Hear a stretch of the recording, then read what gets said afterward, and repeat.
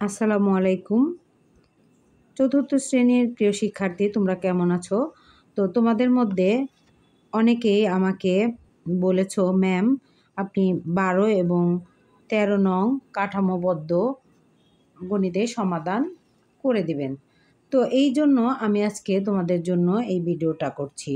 তো তোমাদের বোঝার সুবিধার্থে আমি এই ভিডিওটা করব, তোমরা সুন্দর করে বুঝে গণিতের সমাধানটা করতে পারবে ইনশাল্লাহ। তো দেখো, আমি প্রশ্নটা আগে পড়ে নিচ্ছি। দেখো এখানে কি আছে, 12 নংয়ে দেখো আছে একটি সংখ্যার সাথে 8 যোগ করলে যোগফল 17 ও 6-এর বিয়োগফলের সমান হবে। তো ভালো করে তোমাদের কিন্তু প্রশ্নটা আগে বুঝতে হবে। একটি সংখ্যার সাথে দেখো, একটি সংখ্যার সাথে 8 যোগ করলে যোগফল 17 ও 6-এর বিয়োগফলের সমান হবে।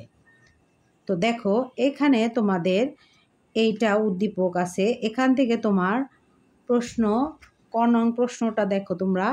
ক নংয়ে আছে বাক্যটি প্রতীকের সাহায্যে প্রকাশ করো। বাক্যটি প্রতীকের সাহায্যে প্রকাশ করো।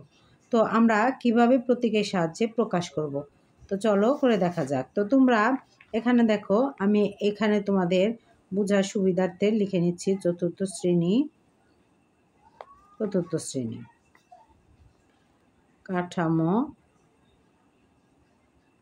কাঠামোবদ্ধ প্রশ্নের গণিত সমাধান। এখন দেখো এখানে 12 নংটা দেখো, 12 নংয়ের ক।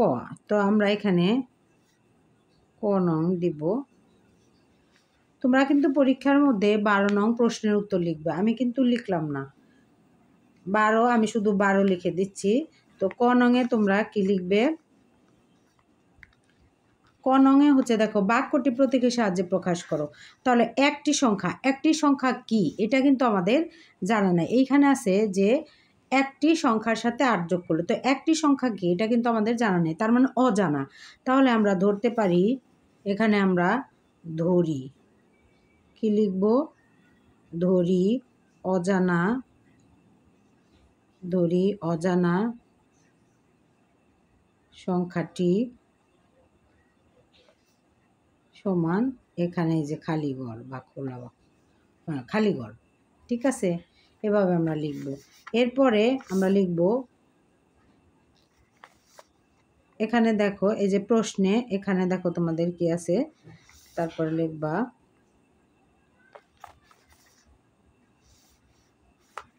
প্রশ্ন মতে, কি লিখবে? প্রশ্ন মতে কি বলেছে দেখো, একটি সংখ্যার সাথে। তাহলে একটি সংখ্যা আমরা কি ধরেছি? একটি সংখ্যা কিন্তু আমরা ধরেছি এই খালিঘর। একটি সংখ্যা আমরা কি ধরেছি? খালিঘর। এখন তাহলে একটি সংখ্যার সাথে, তাহলে একটি সংখ্যা আমরা কি দিব? এই খালিঘর। একটি সংখ্যা কি দিব? খালিঘর। যোগ একটি সংখ্যার সাথে, দেখো ভালো করে বুঝো, একটি সংখ্যার সাথে 8 যোগ করলে, তাহলে একটি সংখ্যা খালিঘর যোগ কত? 8। একটি সংখ্যার সাথে 8 যোগ করলাম, একটি সংখ্যার সাথে 8 যোগ করলাম, যোগ করলে যোগফল, তাহলে সমান দিলেই তো আমরা যোগফল এখানে বসাই, তাই না? তো আমরা আগে বসাবো না, আমাদের বলেছে যে যোগফল কত? 17 ও 6-এর বিয়োগফলের সমান হয়। তাহলে আমরা কি লিখবো এখানে? 17 বিয়োগ 6। কি বলেছে আবার ভালো করে দেখো, একটি সংখ্যার সাথে 8 যোগ করলে যোগফল 17 ও 6-এর বিয়োগফলের সমান হবে। এটা আমরা বাক্যটি প্রতীকের সাহায্যে প্রকাশ করব। তাহলে আমরা একটি সংখ্যা মানে অজানা সংখ্যাটি এই খালিঘর। প্রশ্ন মতে একটি সংখ্যার সাথে, একটি সংখ্যা কি? এই যে অজানা সংখ্যা যেটা ধরছি এটাই। তাহলে খালিঘর যোগ একটি সংখ্যার সাথে কত যোগ করলে? 8 যোগ করলে যোগফল মানে সমান কি হবে? 17 ও 6-এর বিয়োগফলের সমান। তাহলে 17 থেকে 6 বিয়োগ করব। তো এটা আশা করি বুঝতে পেরেছো ক নাম্বারটা। এখন দেখো খ নাম্বারটা লিখব। খতে দেখো কি আছে, খতে আছে খোলা বাক্যটির ডান পক্ষ সমান কত? খোলা বাক্যটির ডান পক্ষ সমান কত? তো আমাদের কিন্তু এটা একটা খোলা বাক্য হলো। আমাদের কতে কি আমরা এটা একটা খোলা বাক্য তৈরি করলাম। এখন এই খোলা বাক্যের ডান পক্ষ কোনটা? এটা হচ্ছে বাম পক্ষ, এটা হচ্ছে ডান পক্ষ। তাহলে আমরা এখানে লিখব যে ক হতে প্রাপ্ত, ক হতে প্রাপ্ত বা পাই দিয়ে আমরা কমা দেব, দিয়ে লিখব খোলা বাক্যটির কি লিখবো আমরা এখানে? খোলা বাক্যটির ডান পক্ষ সমান কি লিখব? খোলা বাক্যটির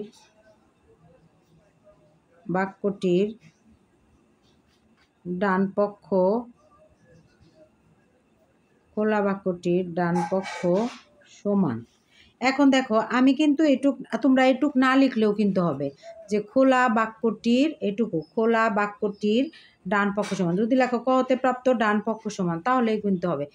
ডান পক্ষ সমান কত? এখানে আছে কত দেখো, 17 বিয়োগ 6। তাহলে আমি এখানে কি লিখব? 17 বিয়োগ 6 লিখব। তো এটার সমাধান আমি কিভাবে করব? দেখো 17 থেকে 6 গেলে কত থাকে দেখো, আমরা এককের ঘর থেকে এককের ঘর বিয়োগ করব। তো এখানে আছে 7, 7 থেকে আমি 6 বাদ দিব, 6 বাদ দিলে তাহলে 6 পরে গুণ 6, 7 কত হয়? 1। 1 হাতে থাকবে না যেহেতু এটা বড় সংখ্যা। আর এই পাশে কত আছে? এই পাশে কোনো কিন্তু নাই, দশকের ঘরে কোনো সংখ্যা নেই, তাহলে এখানে আছে হচ্ছে 1, তাহলে 1-এর 1ই হবে। তো আশা করি এটা বুঝতে পেরেছ। খোলা বাক্যটির ডান পক্ষ সমান কি হলো এটা। তো তোমরা কিন্তু এই খোলা বাক্যটির এটুকু উল্লেখ করলেও পারবে, না করলেও পারবে। তোমরা শুধু লিখতে পারো ক হতে প্রাপ্ত ডান পক্ষ সমান 17 বিয়োগ 6 সমান 11, এটুকু লিখতে পারো। তারপর দেখো গ নাম্বার। গ নাম্বারটা দেখো কি আছে? গ নাম্বারটা আছে যে অজানা সংখ্যাটি নির্ণয় করো। তো অজানা সংখ্যাটি আমরা এখানে কি, আমরা এইখানে কিন্তু ধরছি অজানা সংখ্যাটি কি খালি ঘর, তাই না? তাহলে এইটা আমাদের নির্ণয় করতে হবে। তাহলে লিখবা ক হতে প্রাপ্ত, ক হতে প্রাপ্ত, ক হতে প্রাপ্ত লিখে এটা লিখবা শুধু ক হতে প্রাপ্ত, এই যে খালি ঘর যোগ 8 সমান 17 বিয়োগ 6। এখন দেখো তোমরা এই 17 বিয়োগ 6-এর পরিবর্তে কিন্তু এই 11 লিখতে পারো তোমরা, এই যে এখানের যে 11। কিন্তু তোমরা যদি এটাও লেখো তাহলে হবে, এটাও পুরোপুরি যদি লিখে দাও, এই যে ক নাম্বারে যে লিখছো খালি ঘর যোগ 8 সমান 17 বিয়োগ 6, তো আমি এটাই লিখে দিচ্ছি। এখন মাঝখানে যদি সমান চিহ্ন থাকে এই পাশে আমাদের বা দিতে হয়, বা দিয়ে একটা কমা দিতে হয়।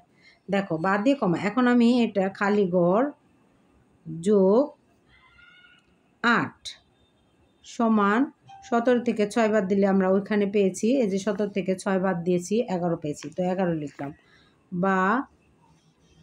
বা খালি ঘর সমান, এখন দেখো এখানে 11 আছে, আমি এই পাশে যে যোগ চিহ্নটা, আমার যদি এই অজানা সংখ্যাটি বের করতে হয় তাহলে আমার এভাবে সমাধান করতে হবে। তাহলে এইখানে যে 8-এর আগে কি চিহ্ন আছে? যোগ। তাহলে এটা যোগ যদি থাকে আমরা সমানের ওই পাশে গেলে, সমানের ওই পাশে গেলে আমরা কি করব? বিয়োগ হয়ে যাবে। তাহলে এখানে আছে 11, তো 8 এখানে যোগ আছে, আমরা এই পাশে আনলে কি হবে? বিয়োগ হবে।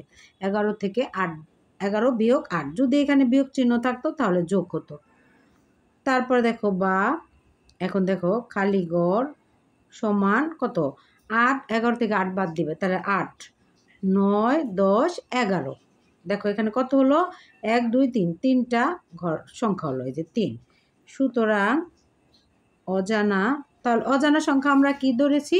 এই যে খালি ঘর। তাহলে খালি ঘরের মান তো আমাদের বের হয়ে গেছে কত? 3। তাহলে আমরা এখন লিখতে পারি সুতরাং অজানা সংখ্যাটি কত? এই যে 3। সুতরাং অজানা সংখ্যাটি 3। তারপর দেখো এখানে দেখো ঘনঙে দেখো এখানে ঘনঙে দেখো প্রশ্নে কি আছে? প্রশ্নে আছে হচ্ছে যে যেখানে দেখো ভালো করে, অজানা সংখ্যাটির সঙ্গে 10 যোগ করলে যোগফল 15 থেকে ছোট হবে, প্রতীকের সাহায্যে প্রকাশ করো। আবার দেখো এখানে কি আছে যে অজানা সংখ্যাটির সঙ্গে 10 যোগ করলে, ভালো করে দেখো, ঘ নংটা দেখো ভালো করে, অজানা সংখ্যাটির সঙ্গে 10 যোগ করলে যোগফল 15 থেকে ছোট হবে, প্রতীকের সাহায্যে প্রকাশ করো। তো দেখো আমরা কিভাবে করব। এখানে দেখো গ হতে আমরা অজানা সংখ্যা কি পেয়েছি, অজানা সংখ্যাটি 3। তাহলে লিখবে এখানে গ হতে প্রাপ্ত অজানা সংখ্যাটি 3। প্রশ্ন মতে, এখন প্রশ্ন অনুযায়ী আমি লিখব। প্রশ্ন মতে দেখো এখানে প্রশ্ন মতে কি বলেছে, অজানা সংখ্যাটির সঙ্গে। প্রশ্ন মতে কি বলেছে, এখন দেখো অজানা সংখ্যাটির সঙ্গে, তাহলে অজানা সংখ্যা আমরা কত পেয়েছি, 3। তাহলে এখানে আমরা কি লিখব, প্রশ্ন মতে 3 যোগ, দেখো অজানা সংখ্যাটির সঙ্গে 10 যোগ করলে, কত যোগ 10, তাহলে অজানা সংখ্যার সঙ্গে আমি কত যোগ করব, 10 যোগ করলে কি হবে, 10 যোগ করলে 15 থেকে ছোট। তার মানে কি, এই যে 3 আর 10 যে যোগ করলাম এটা 15 থেকে ছোট, এখানে আমি 15 লিখলাম মাঝখানে একটু ফাঁকা রেখে। এখন এখানে হচ্ছে 10 আর 3 যোগ করলে 13 আর এটা 15, তাহলে এইটা 15 চেয়ে এটা ছোট হবে। তাহলে ছোট হলে আমরা কোন চিহ্ন দিব, এই যে এইভাবে দিব চিহ্নটা। এই যে এই পাশে থাকবে হচ্ছে ছোট, এই যে এটার ভিতরে থাকবে হচ্ছে বড়টা, তাহলে এইভাবে আমরা লিখব। তো আশা করি তোমরা, এটা কিন্তু এই পর্যন্তই শেষ অঙ্ক। তো আশা করি তোমরা এটা বুঝতে পেরেছো। আবার দেখো এখানে আমি সুন্দর করে তোমাদের বুঝিয়ে দিচ্ছি। এখানে লিখবে ধরি অজানা সংখ্যাটি খালি ঘর। প্রশ্ন মতে খালি ঘর যোগ 8 সমান 17 বিয়োগ 6 পেয়ে গেছো। এটা বলছে যে বাক্যটি প্রতীকের সাহায্যে প্রকাশ করো। তো তুমি বাক্যটি প্রতীকের সাহায্যে প্রকাশ করেছে এভাবে। তারপরে দেখো খ নাম্বারে দেখো খতে আছে খোলা বাক্যটির ডান পক্ষ সমান কত। তাহলে এখানে দেখো ক হতে প্রাপ্ত খোলা বাক্যটির ডান পক্ষ, এই যে এটা হচ্ছে ডান পক্ষ আমি লিখলাম 17 বিয়োগ 6 সমান 11। তাহলে এটুকুই শেষ। এই যে 17 থেকে 6 বিয়োগ করলে 11, এটাই হয়ে যাবে। তারপর গ নাম্বারে দেখো আছে অজানা সংখ্যাটি নির্ণয় করো। তাহলে ক হতে প্রাপ্ত এই যে খালি ঘর যোগ 8 সমান 17 বিয়োগ 6। এখন দেখো বা চিহ্ন দিব, মাঝখানে সমান থাকলে বা দিব, দিয়ে খালি ঘর যোগ 8 সমান এই 17 থেকে 6 বাদ দিলে কত হয়, 11। বা খালি ঘর সমান, এখন 11 এখানে আছে আর এখানে আছে যোগ 8, তাহলে আমি যদি সমানের ওই পাশে নেই তাহলে এই 8টা যোগ আছে বিয়োগ হয়ে যাবে। বিয়োগ করবো, 11 থেকে 8 বিয়োগ করলে কত হয়, 3। তাহলে বা খালি ঘর সমান 3। সুতরাং অজানা সংখ্যাটি কি, 3। সুতরাং অজানা সংখ্যাটি 3 হলো। এখন ঘ নং দেখো ঘ হতে প্রাপ্ত কমা অজানা সংখ্যাটি কত পেয়েছি, 3। এখন বলছে প্রশ্ন মতে লিখেছি আমি যে অজানা সংখ্যাটির সঙ্গে, অজানা সংখ্যাটি কত, 3, 3-এর সঙ্গে কত 10 যোগ করলে 15 থেকে ছোট হবে। তাহলে বড় সংখ্যাটা কি হয়, এই যে চিহ্ন দিলাম এখানে, এই বড়টা হবে এটার ভিতরে, আর এই যে কোনাকুনি যেটা এটার এইখানে থাকবে হচ্ছে ছোট সংখ্যাটি।